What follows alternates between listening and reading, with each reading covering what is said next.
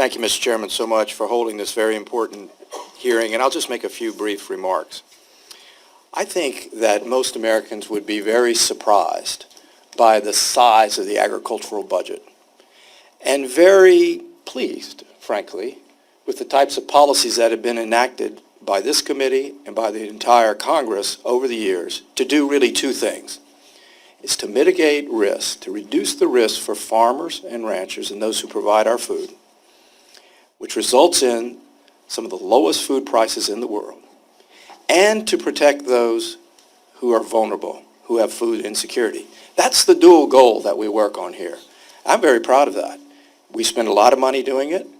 I think most Americans would be surprised by the amount of money we spend doing it. But when we go deeper and we peel back what we are doing and why, and the benefits to society as a whole, I think most Americans will be very proud of this work, as I am. Now, what we have to do, as you mentioned, Mr. Chairman, is to look at the issues of program integrity.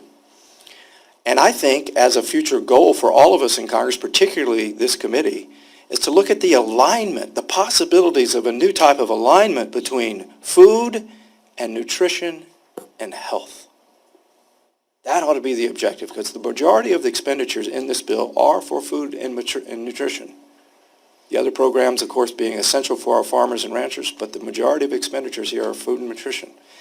And so in the old days, just counting calories, we want to just get people as many calories as possible, but ignoring the reality of what it means to have nutritious food, and also to view this program through the lens of how it is transitory.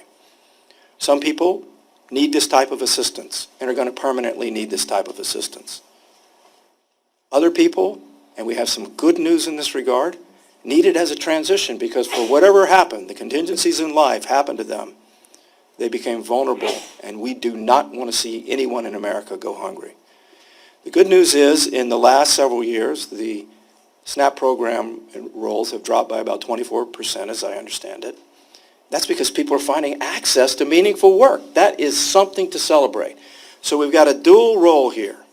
Again, a program that protects people in vulnerable circumstances and also gives some people the opportunity to immediately rise out of that vulnerability into meaningful work.